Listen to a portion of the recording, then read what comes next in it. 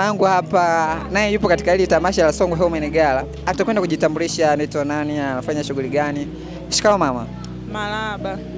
Naona nawe pia umevutiwa katika hili tamasha la Songwe Women Gala. Inaonekana hii Songwe Women Gala ina vitu vingi sana. Unaitwa nani mama? Majina naitwa Beatrice Kiando. Unafanya biashara gani? Najishughulisha na biashara ya kuuza nguo za kike. Nauza magauni, topu na suruali pia. Okay, mtu akitaka kukupata kwa haraka haraka anakupataje? Napatikana Tunduma, Manzese, jengo la Supasanga, mtaa wa Komesayei. Ndio napatikana hapa Tunduma. Ni kitu gani ambacho kilikuvutia hasa katika hili tamasha? Mafundisho yake mengi yamenivutia, yanatujenga wanawake, yanatufundisha namna ya kuishi na familia zetu, namna ya kujitegemea kiuchumi, kusimama katika biashara zetu. Katika kila nyanja yanatufundisha vizuri. Wale wakufunzi wanaoletwa na walimu wanajitahidi kuelezea namna tunavyopaswa kuishi. Wanagusa kila sehemu ya maisha. Kwa linanivutia sana kwa kuwa najifunza mengi. Kwa kila mwaka ninapokuja natoka na kitu kipya. Sitoki siwi vile vile. Ambacho kinatofautisha kati ya Songwe mwaka jana na mwaka juzi na mwaka huu? Kitu ambacho kinatofautisha ni wale walimu wanaokuja kutufundisha. Kila mwalimu anayekuja anakuja na jambo jipya.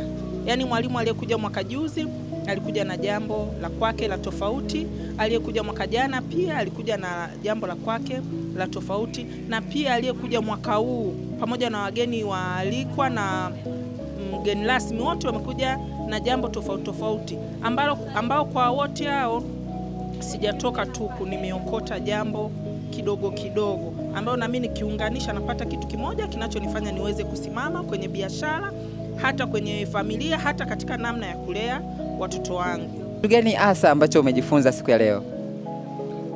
Cha kwanza nimejifunza namna ya kuwalea watoto wangu, kusimama imara, kuishi kwa jamii. Pia nimejifunza katika biashara yangu kwamba niwe naenda nabadilika kulingana na mazingira, nisisimame pale pale nilipo.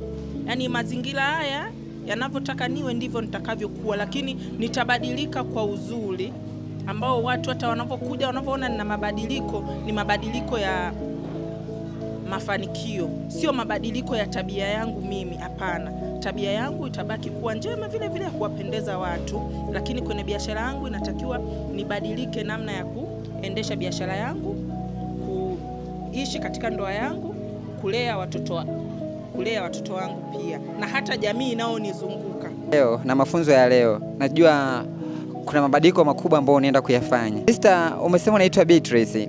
Tunataka baada ya miaka miwili ya miaka mitatu, nataka kumwona ni Beatrice yupi? Nitamuona Beatrice tofauti, ambaye atakuwa na mafanikio zaidi ya haya wanaoniona nayo leo, kupitia haya mafunzo niliyoyapata leo.